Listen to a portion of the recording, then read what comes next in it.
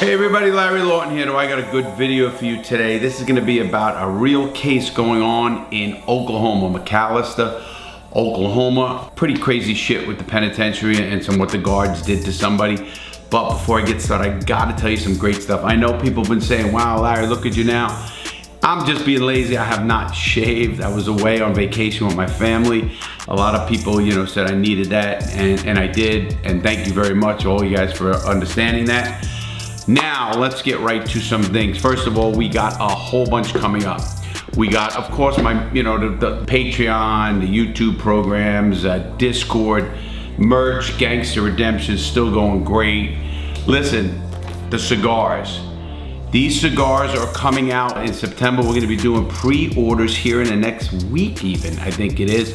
And the website there is gonna be crookeddiamondcigar.com. That's the crookeddiamondcigar.com.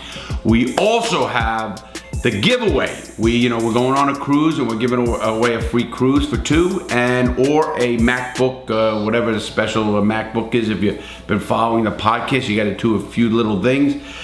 Just sign up for a newsletter and be subscribed to the two YouTube channels, the Real Deal podcast channel and also YouTube right here. If you're already there, that's done. Just go sign up for a newsletter. You're gonna get some great information out of that. And the giveaway page, sign up for that. It's thatbenz.com/giveaway. All one word, thatbenz.com/giveaway. Check it out, man. You guys will love it. I really do think you will. And, get a free cruise out of it. If you're in America and you're over 21, you have a passport, come on the cruise with us. We're gonna have the whole team on a cruise. We're gonna have a lot of fun. It's gonna be just a party cruise for a weekend. It's gonna be fun, and you're getting a balcony room, the whole works. Or if you're overseas, if you're not from America, or if you're under 21, you can still play and get in this thing. And you're getting a MacBook Air, the newest MacBook computer and stuff like that. So we are having fun here. We are doing things. I am back from vacation, and I read about this article, and some people sent this thing to me as well. Let me tell you what happened. McAlester Penitentiary in McAlester, Oklahoma is a penitentiary, obviously with high security inmates. There was a fight between two guys, and I'm gonna go over the article. The news came out, but I'm also gonna go over what's going on. This case here is just pretty wild. I am such a prison advocate, and it just drives me crazy when I hear cases like this because the excuses they made are just fucking pathetic. I mean, come on, really. Listen, if people believe these excuses, then they're fucking off the charts. They're wacko. But let me tell you what, some people are gonna say, well, these people deserve it. They don't deserve to be treated. That is not true. Because I always say to somebody, listen, how would you like it if it was your father or your brother or your sibling or your husband or somebody out there, a loved one of yours that is getting abused like this? This man was shackled and handcuffed, going to medical, and a lieutenant, mind you, closed fist beat on this guy. Now, the excuses by the other guards, I get that he's a lieutenant and they don't wanna, upset the apple cart. But things will always come out. In today's world with cameras and everything else, things come out. And these guys, this lieutenant was indicted by the special investigator for the state of Oklahoma. Their inspector general is what they call it. So what has happened is multiple correctional officers at the Oklahoma penitentiary are now facing felony charges for themselves. Felony. Now this is what the people in prison are for, felonies. The prosecutor said a lieutenant beat a shackled inmate and other officers tried to cover it up. That's the biggest problem we're having with law enforcement in today's world, everybody. People cannot trust law enforcement when they won't police themselves. Everybody's telling you. You ever hear the old saying they have out there right now? See something, say something. That's the big mantra everywhere you go, with terrorists, with the airports. See something, say something. Crime in your neighborhood. See something, say something. Well, they don't believe it themselves, and that is a problem, everybody. So the arrest warrant was issued Monday afternoon. It stated the correctional officers failed to report the incident, lied about it, and only admitted it happened after surveillance video of the incident was shown to them. So Unless they saw evidence that they were caught on tape, they would have covered this up for the rest of the time. I mean, and what happens? You know, all this stuff brings back some memories to me because I watched people die in prison. I was beaten and abused in prison, and because they didn't have cameras there, this was in Atlanta, until they did an investigation into the prison and they found out how bad it is. And the lieutenant was, in my case, was also sued, and he was caught and stuff of that. A guy named was Lieutenant Cartret, never forget him. He was actually in New York. You'd think he'd protect somebody like from New York. He didn't give a fuck about anyone. I was in a prison cell next to me. They beat a guy and they snapped his leg. I mean like a fucking pencil snapping. And he came out of the cell and I was looking through the window and his leg was like, if you had two legs this way, one was crooked and they fucking snapped it at the fucking knee. I heard the snap like I could fucking talk to you guys right here. It fucking gives me chills to this day. And you know, if anybody thinks that's right, I think you got a fucking another thing come. And if you're a law enforcement officer and you think that's right, then you got to check yourself and maybe you don't belong doing what you're doing because you're not serving the public the right way. Because if it was your brother and if it was your fucking friend, you wouldn't do it. You know, I know many law enforcement officers. I know many corrections officers, some good, obviously, some I wouldn't get along with. But whenever they know somebody, whenever they think it's somebody of themselves, they treat them different. And that's wrong. Because just because you don't know somebody in that facility shouldn't mean that you get abused. And this is what happened to this guy. According to new documents, the beating happened on June 16th, not that long ago, at the penitentiary in McAllister. An inmate reported that Lieutenant William Graham physically beat him. Heard it, William Graham. So I'm gonna follow that name. We're gonna see what happens to this Lieutenant William Graham. The warrant said the inmate had been involved in a violent altercation with another inmate and was being transferred to the medical unit. That happens all the time. I don't ever judge that end of it because you're in a penitentiary, you gotta do what you gotta do to survive. So a violent altercation is kind of normal. When you're protecting your ass or protecting your property or protecting something there, you're gonna do what you have to do to survive. Now the guards know this. I've watched guards actually put two inmates up to fight. They call them literally like cockfighting, and they'd bet on it and stuff of that nature. Prosecutors said surveillance cameras show the inmate who was handcuffed behind his back and shackled and was hit with a closed fist several times by Graham. Just think, the guy's behind his back, shackled, the guy's punching on him. I mean, wow, that shows that this Graham's a tough guy, huh? Real fucking tough guy. That's a pussy is what that is. Take the fucking handcuffs off, let the guy fight for himself, then fucking do it. You know, I would respect that a lot more than I respect what this fucking jerk-off did. I really would. He initially denied the allegations. Of course, he denied them. But after being shown the video, Graham said he did not remember doing it. Think of what he just said. He did not remember throwing closed fists at a guy who's shackled. That is the most absurd fucking statement I've ever heard. Now we're gonna go over now what a news organization came out with. I'm gonna tell you what's bullshit on that one too, because these guards who did some shit, and I'm telling you, in my view, let's face it, let's let them all be held accountable. They did it with the George Floyd case. When George Floyd was beaten by that fucking jerk-off cop there in Minnesota, he and the other 3 officers were also charged. And that was and even charged federally, but they were charged by the state of Minnesota. So I think the same thing should be happening. They all should be charged, and a cover-up is sometimes just as bad as the initial act. I don't give this lieutenant any credit. I don't care how pissed he was, how bad of a day he had. You don't do that. You know, you know, I'll tell you why. Because when I was handcuffed and shackled on planes and stuff, let me tell you something. You are at your most vulnerable part you will ever be at. You are exposed, you are standing up, and you have no way to defend yourself. You could flinch, you could try to hide yourself, you could do a lot of things, but you cannot defend yourself. And this lieutenant did this. This is what's wrong. Let's hear what the report says. According to new court documents, the beating happened back on June 16th at the Oklahoma State Penitentiary in McAllister. An inmate reported that Lieutenant William Graham had physically beaten him. The warrant says the inmate had been involved in a violent altercation with another inmate and was being transported to the medical unit. You know, I gotta stop it right there, and I'll tell you why. Because the warden had to come out right away and talk about there was a violent altercation. That shouldn't even have been mentioned because it meant nothing, absolutely nothing. Why they were being transferred, why anything happened, what they did and what their records were mean nothing to me. What means everything to me is what they did and why is the warden coming. This is a leadership issue, obviously. If you have a lieutenant doing this, a lieutenant, and there's other guards that are covering for that lieutenant, of course. And I almost feel for them away because they don't know what to do in their own jobs. Are they scared that they're gonna lose their job if they don't say what the lieutenant said? I really want to get down to the brass tacks on this and find out if the lieutenant told them what to put in the report.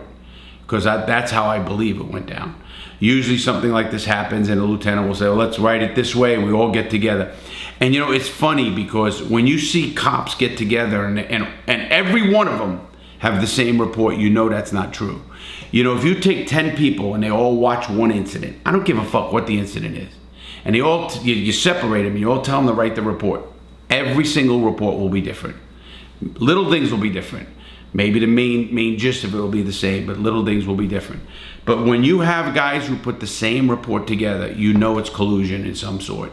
And I think people know that, and I think even the investigators know that. Now, here's the big question.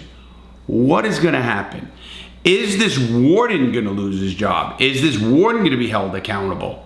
Because I believe leadership is everything in these instances, and you have to cut the fucking snake's head off if you want to change the fucking course of action. In law enforcement and in corrections, change comes from the top down, never comes from the bottom up.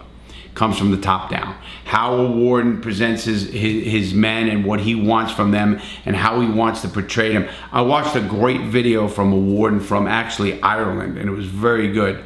And I'll be talking about that one too. And how he saw so much and how the perceptions of what he thought when he started corrections have changed and how he now looks at people.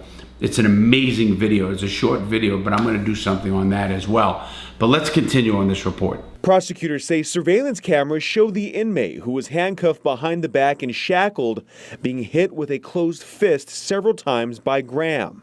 Graham initially denied the allegations, but after being shown video, he said, quote, "I don't remember doing so." During the investigation, agents with the Department of Corrections Inspector General's office interviewed several other officers who were there. The agents say that Officer Michael Boswell and Officer Richard Holloway denied the beating took place and didn't include it in their incident reports. Another officer, Dylan Aragon, also did not include it in his report. Why aren't they reporting it? I mean, they're going to lose their jobs, or they should lose their jobs over this. They denied it even happened. You're right there. You see what's going on. You're all paying attention to that inmate, making sure he doesn't escape, finding out where he's going, and you didn't see this lieutenant fucking beat this fucking guy. And I love when they say closed hands a few times. Probably punched him right in the face. And what does the guy have to fucking defend himself? Nothing. This inmate is sadly, and I hope this doesn't happen, he's gonna probably have a mark on his jacket, and wherever he goes, he's gonna be abused. I found out why I was abused so much in the Bureau of Prisons, and this was told to me by a guard named Massey, who you all know, who's on my shows, and he is a guard that guarded me. He said, Larry, when you had an incident with the unit manager, and you went off on that unit manager because she wanted you to rat, you wouldn't rat, and you threw a paper shredder that way towards her, that goes in your record on assault on staff. And everywhere I go, they fucking harass me and put me in the hole and beat me. And here's the problem. Massey's own brother worked in Edgefield, where I was sent back to the penitentiary. This is from Massey's mouth himself, the guard. He said, Larry, I called my brother, and my brother looked at it. I said, look out for this guy. This guy's a good guy. He's a convict. And his brother looked in my record and says, you know, to his brother, he says, I can't do anything about it. He can't do anything. That means they put something in your record and you are now fucking marked. I didn't notice at the time. I had no idea why. Every prison I went to, I ended up going to the hole. They kept me investigation. They fucking abused me. They didn't give me rec. They didn't do all the things they can do to me to fuck with me. And I didn't know it was because of that. Obviously, in this incident, these guards are sticking together. I'd love to know the position where they were standing, and they know this. These investigators aren't. They're not only mentioning these officers' names, because this wasn't like he was in the backdrop. He was way down at the end on a fence. He had to be right next to him watching that beating, and he didn't say anything about that beating because the lieutenant, his buddy, maybe gives him overtime, whatever he does. And you know, a part of me understands it because it's against leadership. But that's where the warden comes in. And if this I don't see how this warden doesn't clean house. I don't know what the training regiment was. This guy's name is Jim Farris, the warden, Farris. He's the warden of this facility. I don't know what his accountability will be in this case, but he has to have accountability. Leadership. Listen, when they do good in a penitentiary, or they do good in a prison, and they do something, who takes the credit? The warden. Well, when incidents like this happen, somebody has to take the fucking fall. And you know who it is? It's the leadership, and it should be. Let's continue. Agents also interviewed other officers. One of them said their head was turned, and another said that they thought it was horseplay. How do you like that? One said his head was turned. Wow, okay, he's doing his job. Obviously he's not. And the other said he thought it was horseplay. A guy who's shackled and fucking by the legs and hands, and he's punched wherever, and I'm sure it was in the face of somewhere, because this doesn't sound like they're gonna really, if it was a joke, like push him a little, punch him a little bit. This is not horseplay. This lieutenant got mad at this guy for maybe saying something. The guy could have said something smart, and I'm sure he did.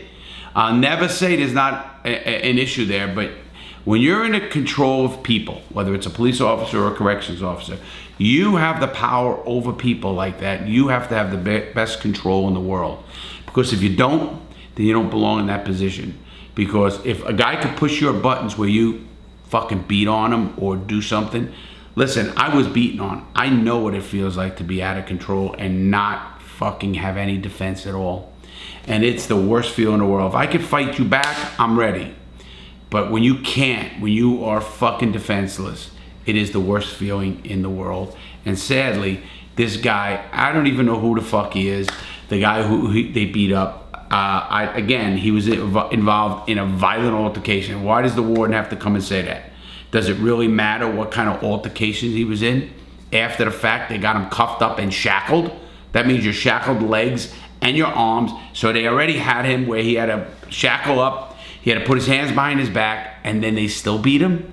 There is no excuse whatsoever for this. None. And they just are getting caught. They got their hand in the cookie jar. The sad part about this, everybody, is it happens more than you think. It's happening right now in some penitentiary around the United States. Again, the United States has the worst prison system in the free world. That's not me just saying it. That is wardens here who've been fucking out now and talk about it. That is wardens from other countries. We have the worst prison system in the free world. I don't want to hear an excuse why. Oh, we have a lot of people. Well, so does China, so does fucking goddamn India. And no, they don't have the amount of incarceration. No, they don't have the amount of abuse. And don't tell me how they kill people and all this shit, because that's just fucking propaganda by the Americans. And if you don't believe that, you're fucking, numbers don't lie. Numbers don't lie. Let's continue. Graham is now charged with 2 felonies, assault and battery, and offering false evidence, plus obstructing an officer, which is a misdemeanor. When they say he was obstructing an officer, the lieutenant, I'm sure that's telling him what to write or interfering with him doing his job for whatever reason. Maybe the guy wanted to stop the beating or something of that nature. But then this guy, 2 other guys were charged with other crimes too. Hear this out. And we did reach out to the Department of Corrections. They sent us a statement saying that they are aware of the charges that were just filed, but no further comment. Well, what is going to happen to this incident? What is going to happen? I'm becoming jaded as I get older. I hope something happens. I hope something comes of it. And the only way the public's going to believe things happen is when heads roll. And I don't mean just this. They got to continue this. They got like the guy incident in Minnesota, the George Floyd incident, heads rolled. People saw that. And I think they got some credibility back there. I think in this incident, I think the leadership needs to roll. I think the warden needs to roll. I don't know what their training was. I don't know what's in these guys' jackets. I think it should all come out. People say, well, why should we do that? They're all criminals. No. People are human beings first. It's called the Eighth Amendment. The Eighth Amendment, which is cruel and unusual punishment in the Constitution. If that's not cruel and unusual, when you take a man who is shackled, hands behind his back, and beat him, that is cruel and unusual. I don't care how the fuck you look at it. And if these guys aren't fucking, and in my mind, I'd love to see the federal government come in and charge these guys with a crime like that. I really would. Just for an example, they make examples out of people who fucking sold marijuana, and they ended up getting fucking life sentences. We know that's happened. Well, let's make an example of a fucking corrections officer a lieutenant no less. This is a lieutenant, everybody. This is supposed to be the guy who's the head of the fucking watch. This is the guy who's supposed to be the boss.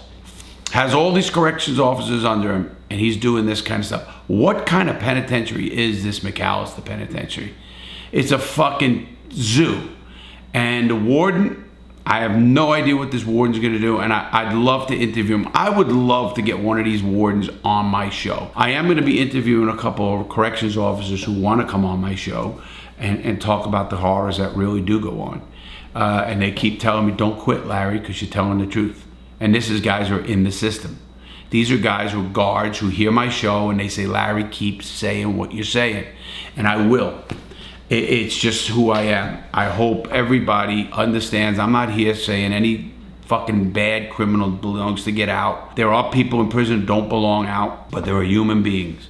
And we need to treat people like human beings. It's the old adage, two wrongs don't make a right. And you know, this is the big one right here. Let's see what happens. Let's see exactly what the Oklahoma prosecutor does. How far up the chain is he gonna go? How far up the chain is the governor of that state gonna go with the warden in that state? I hope the governor removes him. I really do. With that said, everybody, I want you to have a great day. Please remember, we got a lot coming up. The cigar launch, it's gonna be the crookeddiamondcigar.com or the giveaway, thatbenz.com/giveaway, all one word. Check it out, sign up, check out the Real Deal Podcast YouTube channel. Check everything we're doing out. Have a great day. Please stay safe. Make good choices. I don't want to see you go to those kind of places. Have a great day, everybody. Stay safe.